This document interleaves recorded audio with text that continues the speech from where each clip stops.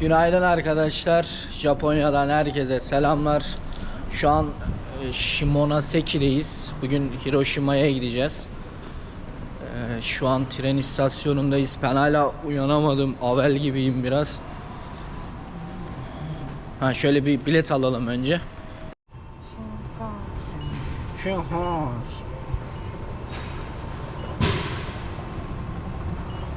Hiroşima. Play. Two.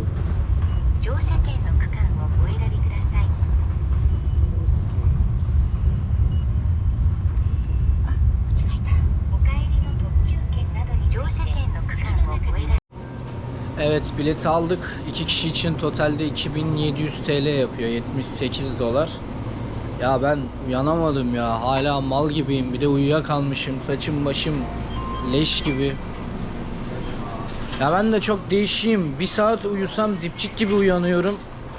8-10 saat uyusam uyanamıyorum yani. Kötü uyanıyorum. Şu an iyi değilim. Umarım trende biraz daha kendimi toplarım. Çünkü ne enerjim var ne bir şeyim, başım ağrıyor. İşte bilet böyle bir şey. Kişi başı 5940. Evet, tren şu an geldi.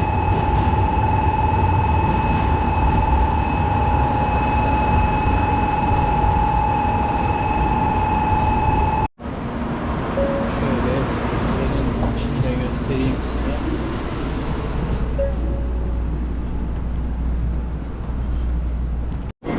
Evet, indik. Hiroşima'dayız şu an. Muhtemelen önce müzeye gideceğiz. Hiroşima Müzesi'ni göreceğiz. Şöyle ufaktan özet geçeyim de hatta buradan çıkınca konuşalım. Çok ses var burada. Beynim şey oldu yani. Şöyle atom bombası bu binanın tepesinde patlamış ilk olarak. Şimdi direkt konuya daldım da şöyle anlatayım. Şu an Hiroşima'dayız ve atom bombası ile ilgili işte birkaç müze var. Onları gezeceğiz. Şöyle konuyu ufaktan özet geçeyim size. Oraya geldiğimizde daha detaylı görürüz zaten müzenin içerisinde. 1930'larda Japonya Asya'da çok saldırgan ve caydırıcı bir güç. 1930'larda Çin'le başlıyor savaşı.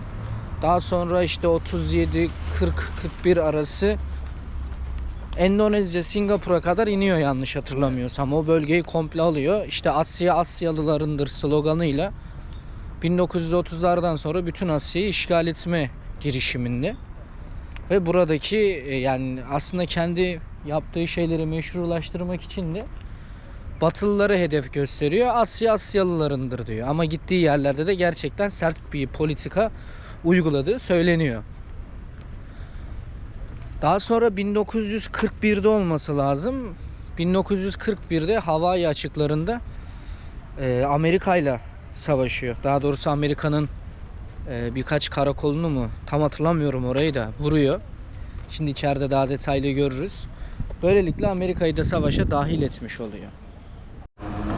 Bu ve benzeri nedenlerden dolayı Amerika'da Japonya'ya ambargo uyguluyor. Özellikle petrol ve çelik konusunda ciddi derecede karşı karşıya gelmeye başlıyorlar yaptırımlarla. Daha sonra Japonya Amerika'yı caydırmak için 1941'de Hawaii açıklarında Amerikan donanmasını vuruyor. Böylelikle Amerika'da 2. Dünya Savaşı'na dahil olmuş oluyor. Amerika ve Japonya arasında ufak ufak çatışmalar bir anda büyük bir savaşa dönüşüyor. İşte 1942'de şeyin ismini unuttum. Savaşın ismini unuttum. 1942 olması lazım. 1942'de de bu işgal ettiği Pasifik açıklarında ya işte Endonezya, Malezya, Singapur o civarlardan çekilmeye başlıyor aldığı hasarlarla. Tabi teslim olmaya niyeti yok. Mançurya'yı falan da işgal etmiş. Hiçbir şekilde teslim olmuyor. Ama tabi o ara ciddi kayıpları var Japonya'nın. Ve bu ciddi kayıplara rağmen teslim olmayı düşünmüyor. Daha sonra 1944'te 6 Ağustos 1944'te buraya şu göstermiş olduğum yerin üstünde patladığını söyledi sanırım arkadaşım. Tam olarak ben yanlış anlamadıysam. Buraya düşüyor atom bombası. Atom bombasını atmadan önce de Amerika detaylı bir araştırma yapıyor. Buranın en yoğun saatlerine, en kalabalık anlarında atıyor yani. En ciddi hasarı, en ciddi kaybı vermek için. Öyle de bir zalimce bir hareket yani. Şurada bir nehir var. Şimdi arkadaşım anlattı. Tam olarak ben demek istediğini anlamadım ama muhtemelen şey dedi. İlk bomba düştüğünde insanlar, şurada bir nehir var, onu göstereceğim. Su içmek için koşarak oraya gelmişler. Ve orada da ciddi derecede insan ölmüş. Daha sonrasında oluşan dalga ve radyasyondan sonra göstereceğim, şimdi oraya doğru yürüyorum. Evet, şu nehir. Buraya düşen bombadan sonra insanlar koşarak bu nehre su içmeye gelmişler daha sonra. Nedenini ben de anlamadım. Herhalde bombanın etkisiyle. Ve bu nehirde de radyasyondan dolayı bir sürü insan ölmüş. Şöyle göstereyim. Tabii Japonya yine savaştan çekilmiyor bu arada. Bundan 2 gün sonra da buranın yakınlarında bir şehir daha vardı. İsmini unuttum. Oraya bir bomba daha atılıyor. Nagazimi miydi? İsmini unuttum şehrin. Oraya bir bomba daha atılıyor aynı şekilde. Burada toplam dolaylı yollardan 140 bin kişi falan ölüyor. İkinci bombada da 70 bin kişi falan ölüyor. Tabi Japonya yine teslim olmuyor. En son Sovyetler Birliği de savaşa dahil oluyor. Mançurya şu an, yanlış hatırlamıyorsam, Rusya'nın. Mançurya, Japonya ve Rusya arasında kalan bir ada. Mançurya'dan dolayı Sovyetler Birliği de savaşa dahil oluyor. İşte Japonya'da öyle çekiliyor savaştan en son. Teslim oluyor. Daha sonra Amerika ve müttefik güçler gelip burayı işgal ediyorlar. 1947'de de anayasa yapılıyor. İşin en ilginç yanı, şimdi bu kadar şey yaşandı. Ben arkadaşıma sordum, hani Japonların Amerikalılara karşı nasıl bir düşüncesi var vesaire. Seviyorlar dedi. Ben de bir şaşırdım. Neden seviyorsunuz? Yani bu kadar olay olmuş, insanlarınız ölmüş. Eyvallah, siz de suçlusunuz. Durduk yere çıkmamış bu savaşlar. Siz de Asya'da kıyım yapmışsınız. Kıyam ne ya? Yok, rükû. Kıyam yapmışsınız. Kıyım yapmışsınız. Bunu da şöyle anladım. 1947'de anayasa yapıyorlar ve bu anayasayla Japonya'nın ordu kurması yasaklanıyor. Kendi anayasalarında kendine bu yasağı koyuyorlar. Saldırgan bir güç değil. Artık Japonya bir savaş ilan edemez. 1947'de hiçbir şekilde 1947'deki anayasayla birlikte ordu kurmaları tamamen yasak. Daha sonra işte bu Kore Savaşı'ndan sonra sadece savunma için bir ordu kuruyorlar. Tam olarak da ordu diyemeyiz buna. Sadece şu an savunma güçleri var, yani SAS komandoları var diyelim. SAT yok gibi düşünebilirsiniz. Şu an daha çok Amerikan ordusu tarafından korunuyor diyebiliriz. Sempatileri de buradan geliyor. Yani savaştan sonra öyle bir işgal etmişler ki bence hala işgal devam ediyor. Tabii bunun güzel yanları da var. Ordu kurma gibi bir derdin yoksa kendini geliştirmeye, yenilemeye daha çabuk adapte olursun. Sonuçta ordu şu an çok ciddi bir güç. Yani yıllık biz mesela savunma sanayimize vesaire ne kadar para ayırıyoruz aşikar yani. Yani örneğin bizim Türkiye olarak yıllık TSK'ya vesaire ayırdığımız bütçe ortada. Böyle bir sorun olmamış olsaydı Türkiye çağ atlardı da biz ordusuz yapamayız ya. Özellikle Orta Doğu gibi bir yerdeysen ve Türkiye'ysen ordusuz çok zor. Ama gerçekten hani şöyle bir düşünsen, savaşın olmadığı bir dünyada o savaş için ayrılan bütçeyle her yıl kaç 100 milyar dolar, belki çok daha fazlası ülkeler arası transfer oluyor yani. Savaş, bomba, silah, tank, tüfek, uçak, bilmem ne. Neyse, şimdi müzeye doğru ilerleyelim. Ben şöyle, çocuklar görünüyor mu lan? Çocuklar gelmişler. Neyse, şey yapalım, müzeye doğru ilerleyelim, biraz da müzenin içini görelim. Arkadaşım ağaç oldu beni beklemekten şurada. Kia. Şimdi müzeye doğru gidiyoruz. Abi gerçekten bugün var ya, enerjim sıfır, hiçbir şey yapasım yok. Kusura bakmayın size de düşük bir enerji yansıtıyorsam. Çünkü gerçekten enerjim sıfır. Normalde 1 saat uyusam dipçik gibi uyanıyorum. Ama 8-10 saat uyusam böyle oluyor. Niye böyle oluyor onu da anlamadım. Şöyle müzenin içindeyiz şu an. Şuradan bilet alacağız. Biletler 200 yani, çok bir şey değil.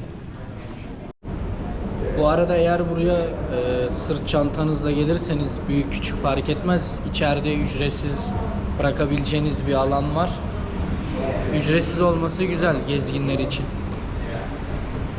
Bu Hiroşima'nın bomba atılmadan önceki haliymiş. Şöyle biraz uzaktan alayım. Umarım net bir şekilde görünüyoruz.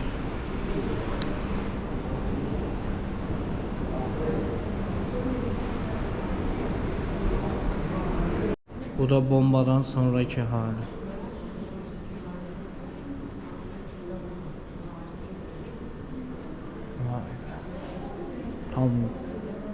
Tam bir katliam oldu.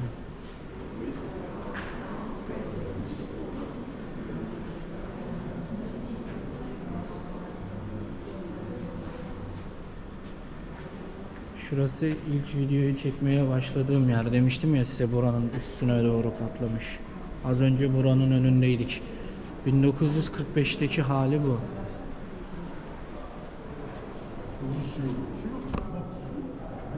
Bu o dönemki çocukların kıyafeti.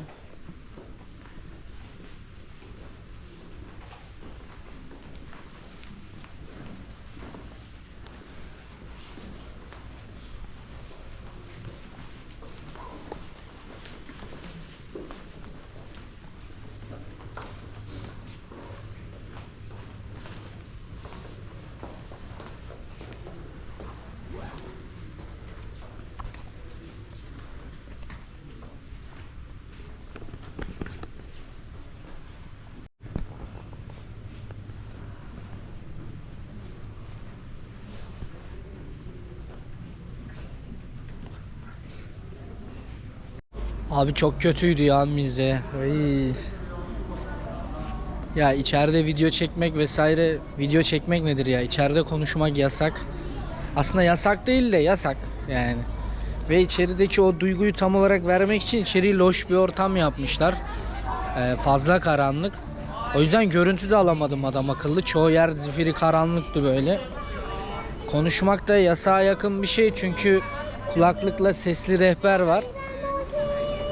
O yüzden konuşamıyorsun. Kötüydü ya. Gerçekten kötüydü.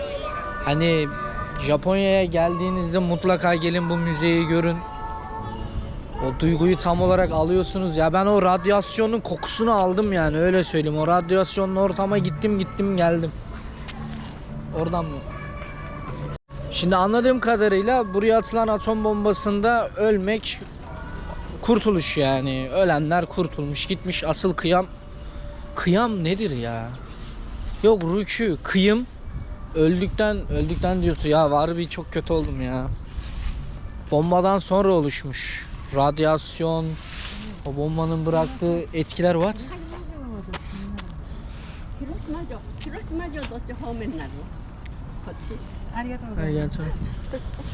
Şimdi kaleye doğru gidiyoruz da abi çok kötüydü ya. Kendimi toparlarsam anlatacağım. Ve gerçekten yaşadım yani o anı. Şimdi suyun muhabbetini şöyle anladım.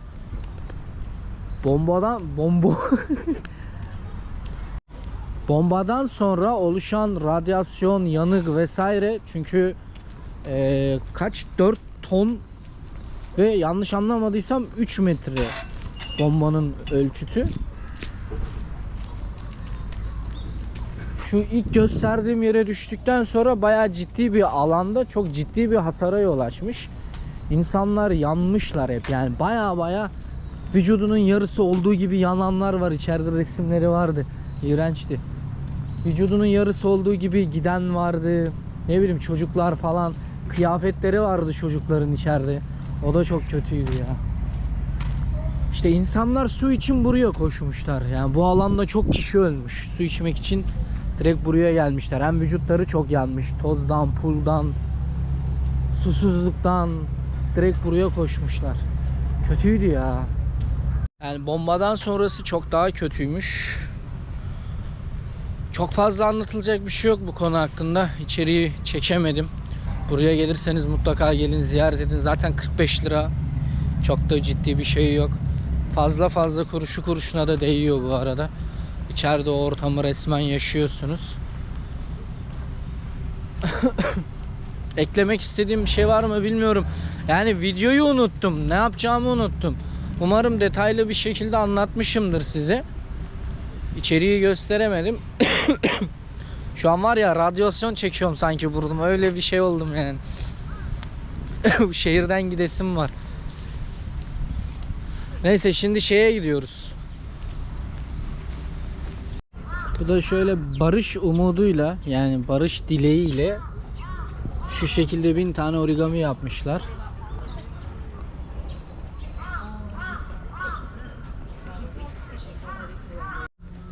Ama gördüğüm kadarıyla tam anlamıyla bir vahşet oluşmuş burada yani. Ciddi bir kıyım oluşmuş. Japonların en sevdiğim yönü de çok iyi üstesinden gelmişler yani. Çok hızlı bir şekilde büyümüşler, gelişmişler, yenilenmişler, düşünce yapılarını değiştirmişler. Eskiden daha saldırganlarmış. Şimdi daha barışçıl, daha kardeşçil davranışları var. Saldırgan olmaları bence böyle biraz daha Avrupalıların bok yemesi de neyse. Ama oradan çıkıp da barışçıl olmaları bilmiyorum. Mesela biz de Kurtuluş Savaşı'ndan çıktık. Bizim de buna benzer bir hasarımız oluştu. Ve biz o günleri düşünürken böyle daha böyle saldırganlaşıyoruz. Yani ben mesela o anları düşünürken barışçıl düşünmüyorum. Şu an mesela bakıyorum öyle, yok yani barışçıl olamam yani. Sonuçta ortada bir zulüm var. Ne diye barışçıl olun? Nasıl barışçıl olunabilir? Ben onu anlamadım. Yani bilmiyorum iyi bir şey mi kötü bir şey mi, ama ben bu kadar iyimser olamazdım yani. Şu an herhalde canlı bomba olup bir yerde patlamak isterdim yani. Şunları gördüm, benim kanım dondu ya. Amerika'dan nefret ediyorum şu an. Neyse, bu videonun sonuna gelelim. Çünkü ilk geldiğim günü falan da eklersem uzun bir video olacak. Artık uzun videolar yapmak istemiyorum. Sıkılıyorum yani. Bir de yeni bir kamera aldım, söylemişimdir. Telefonum onun videolarını kaldırmıyor abi. Eski dandik bir telefonum var. Yok yani montaj falan hiçbir şey yapamıyorum. Ya muhtemelen yakında yeni bir telefon almam gerekecek.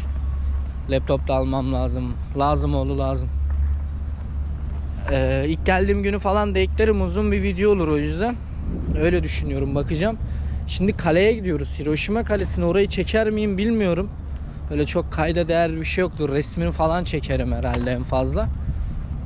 Videoyu beğendiyseniz beğenmeyi unutmayın. Desteğinizi bekliyorum. Kanala abone olursanız sevinirim. Düşüncelerinizi yorumlarda belirtin.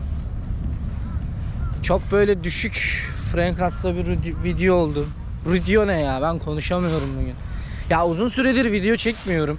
Bir onun acemiliği oldu yani. Bir ne bileyim, kamerayı elime alırken yabancılaştım. Bir 4-5 aydır video çekmiyorum.